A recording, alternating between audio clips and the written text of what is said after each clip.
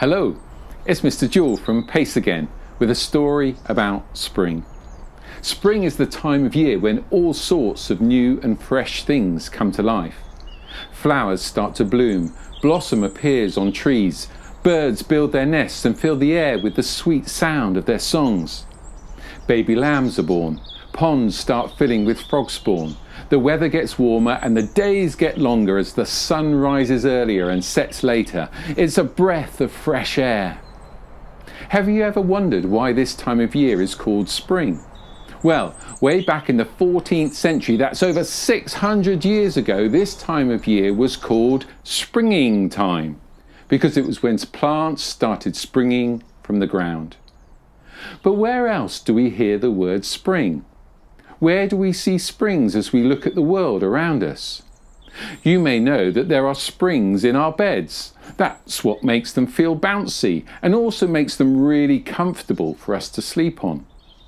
When we travel in cars or buses and go over bumps in the road, the journey is made much smoother because there are springs next to the wheels. Maybe you've bounced up and down on a trampoline before, at a play area or a friend's house, or you may even be lucky enough to have one in your own garden. They can be great fun. There are all sorts of toys that rely on springs. Have you ever seen a jack-in-the-box? If you're not careful, as you open the lid, you can get a big surprise as the character inside bursts out of the box, often with a big beaming smile on its face. My girls were once given another type of toy that made it possible for them to spring up and down. They were given pogo sticks. Once you get used to them, you can bounce up and down for ages. Last year, an 8-year-old boy called Freddie did 2,293 bounces on a pogo stick in 24 minutes non-stop without falling off. And of course, there is that well-known springy toy called a slinky that magically makes its way down a staircase. It was the toy that inspired one of the best-loved characters from Toy Story, the super special Slinky Dog.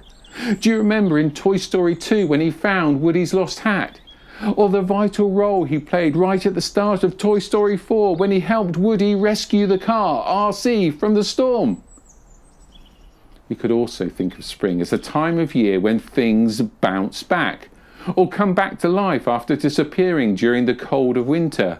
After months in the cold, hard ground, the flowers and plants return to bud and flourish once more. It's amazing how tough they are and the way they are able to recover. Sometimes we might use the word resilience to describe this, or as a football manager whose team kept going up and down the league once called it, bounce back ability. I'm not sure that's a real word, but it helps us get the idea. When Jesus was walking on the earth, he showed many character qualities like kindness, gentleness, courage, patience. The list goes on and on. But Jesus also showed an amazing ability to handle problematic people, difficult days, and overcome obstacles and opposition too. There was a particular time when Jesus bounced back, when he was rejected in his hometown of Nazareth. His amazing work of touching ordinary people's lives and changing them for the better almost ended before it had barely begun. We might never have read about him calming storms, feeding huge crowds, walking on water or turning it into wine, nor heard him tell his wonderful stories and teach like no one ever taught. Sick people in their hundreds, maybe many more, wouldn't have been made well. It could have been very different. You see, on coming to his childhood hometown of Nazareth, he went to the synagogue and read a well-known passage from a scroll of the book of Isaiah.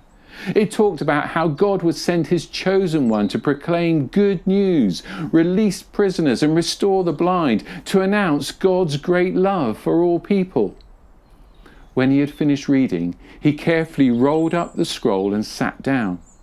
Every person present had their eyes fixed firmly on Jesus as he continued to talk, saying that he was indeed the one God had chosen and sent to do such wonderful things. At first, everyone was amazed and delighted with him. But as he spoke, he made it clear that God's love and his message was not just for the people there who thought they were special, but for all people everywhere, whatever their background and beliefs. Some of the people were really upset by this and started to chase him out of town. They followed him to a steep cliff, and it looked for a moment like they might push him over the edge. But he turned and walked away, right through the crowd, and then he went on his way, ready to do the amazing things we talked about earlier. Jesus showed remarkable resilience. He didn't let opposition or obstacles, pressure or problems, danger or difficulty get in his way. He was determined to do the right thing, to do what God wanted him to do. Over the years to come, he would change many people's hearts and lives. Finally, he would face the biggest challenge of all.